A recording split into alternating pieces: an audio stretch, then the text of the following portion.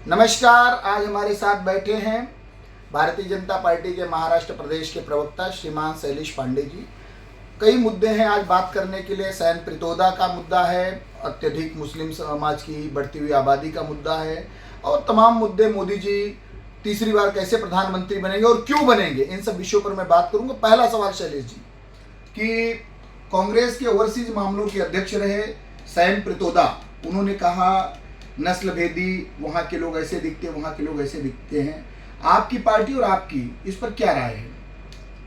देखिए, सबसे पहले तो मैं सैम पित्रोड़ा के बयान का पुरजोर शब्दों में निंदा करता हूँ, भर्त्सना करता हूँ। सैम पित्रोड़ा ने जो कहा वो हिंदुस्तान की भारतीय सभ्यता, भारतीय प्राचीन परंपरा, भारतीय अध्यात्म, भारतीय धर्म का अपमान है, घोर अपमान है, जिसकी जितनी कठोर से कठोर शब्दों में निंदा की जाए वो मैं निंदा करता हूं। और मैं तो ये देश की जनता को आपके माध्यम से बताना चाहूंगा कि ये सैम पित्रोड़ा ने जो कहा है, ये सैम पित्रोड़ा ने नहीं कहा है।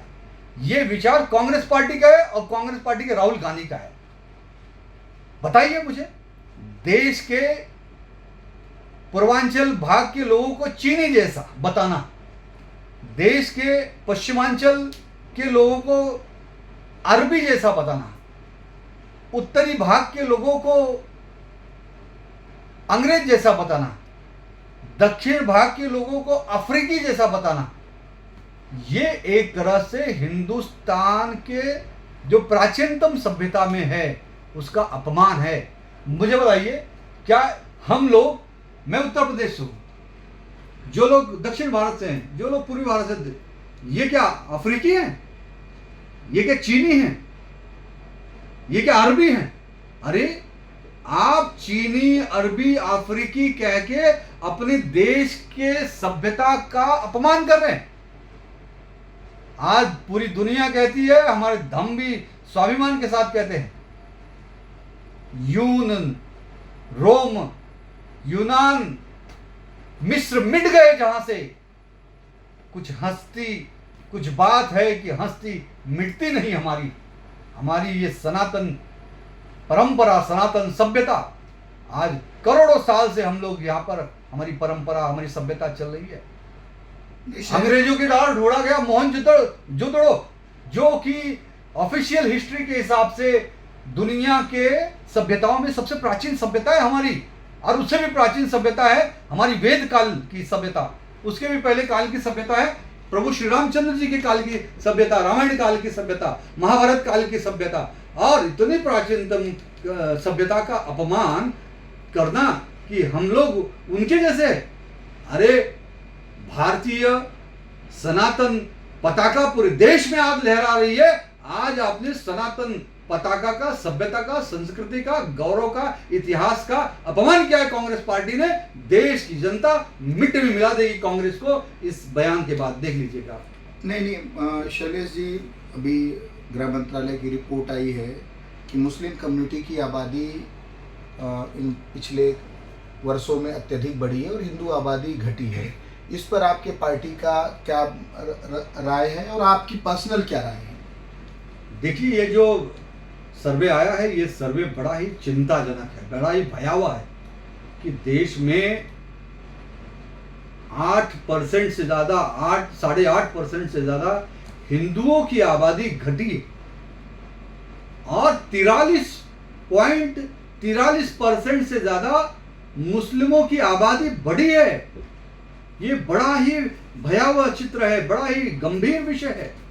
और मैं तो खुलेआम स्पष्ट रूप से, ये जो हिंदुओं की जनसंख्या घटी है, परसेंटेज घटा है, और मुसलमानों का जनसंख्या बढ़ा है, इसके पीछे मैं सिर्फ और सिर्फ कांग्रेस पार्टी को, कांग्रेस की सरकार को मैं जवाबदार मानता हूं।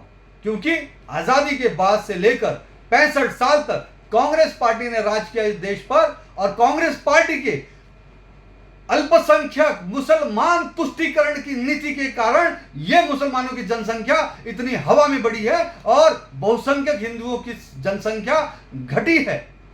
आज आप पूरे देश में देख लीजिए, केरल में अब हिंदुओं की क्या अवस्था है।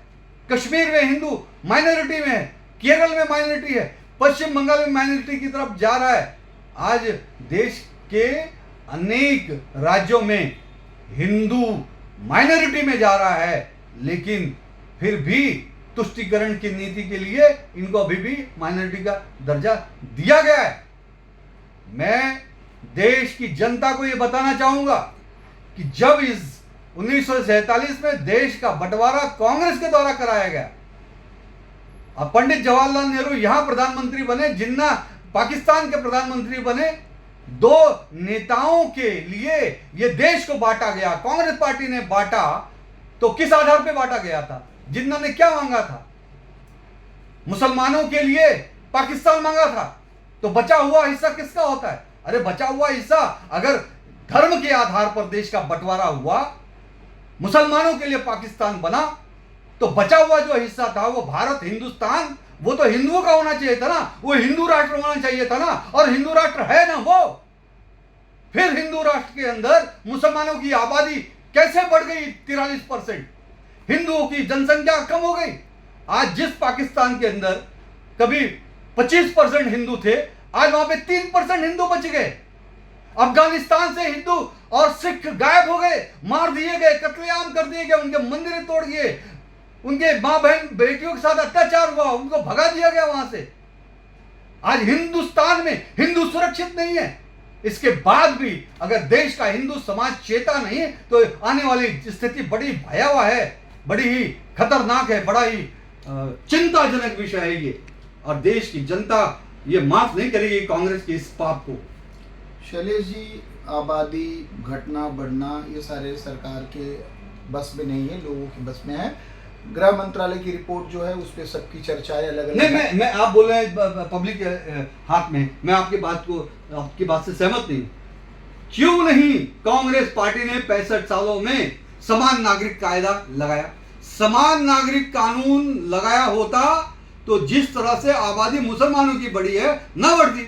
सभी को हम दो हमारे दो का नारा तो दिया, पोस्टर तो लगा, फोटो तो लगा, लेकिन सिर्फ फोटो में दिखा हम दो हमारे दो, लेकिन यहाँ तो हम दो नहीं, हम 10 और हमारे 100।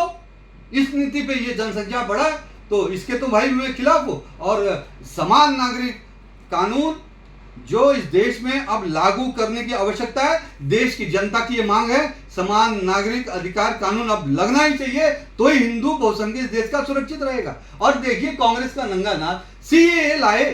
सीएए क्यों लाए? कि पाकिस्तान अफगानिस्तान में जहां पे दूसरे धर्म के लोग बहुसंख्यक हैं और हिंदू जैन बौद्ध पारसी माइनॉरिटी में हैं, इनकी हम वहां पे रक्षा कर सके। इनको हम जो वहां पे प्रताड़ित हैं, जिनके घर जला दिए गए, जिनके बहन बेटियों के साथ अत्याचार हुआ, जिनको वहां से मार के भगा दिया गया, जो हिंदुस्तान में शरण लेके बैठे हैं हिंदू बौद्ध जैन पारसी क्रिश्चियन, आज हम उनको नागरिकता का अधिकार दे रहे हैं। तो ये कांग्रेस पार्टी के लोग अब दूसरे समाज को भड़काकर कांग्रेस पार्टी नंगा नाच नाच रही है कि ये देखो ये नागरिकता छीन लेंगे, मुसलमानों की नागरिकता छीन लेंगे। बताइए, अगर हम हिंदू समाज, जैन समाज, बौद्ध समाज, सिख समाज, क्रिश्चियन समाज के प्रताड़ित लोगों को, विस्थापित लोगों को अगर हम उनको जीवन दान दे रहे हैं, उनको हम नागरिकता प्रदान कर रहे हैं, उनको सुरक्षा प्रदान कर रहे हैं, तो ये भी इनको बुरा लग रहा है। लेकिन हम सीएए डंके की चोट पे लगाए और इसको असली जामा पहनाएंगे।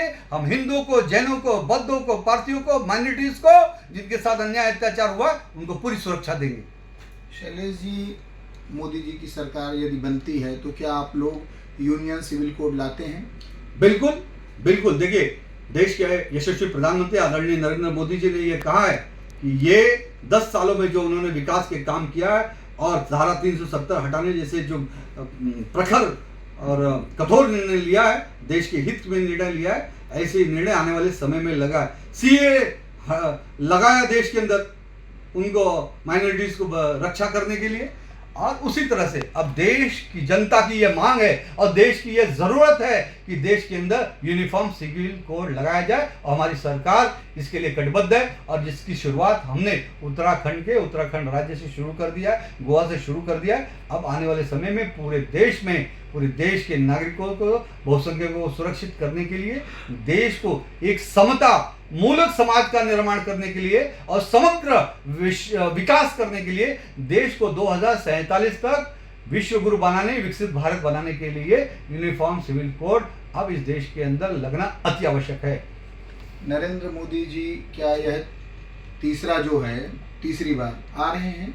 बिल्कुल आएंगे, डंके की चोट पे आएंगे और देश की जनता उनको चाहती है, देश की जनता उनको ला रही है। कितनी सीटें मान रहे हैं? बिल्कुल 400 पार, 400 पार से कोई कम होने वाला नहीं है। और मैं तो देखिए आपको बता देता हूं कि मुझे तो ऐसा लग रहा है जिस तरह का रुझान मैं चुनाव में देख रहा हूं, पहले दूसरे और तीसरे चरण में देश की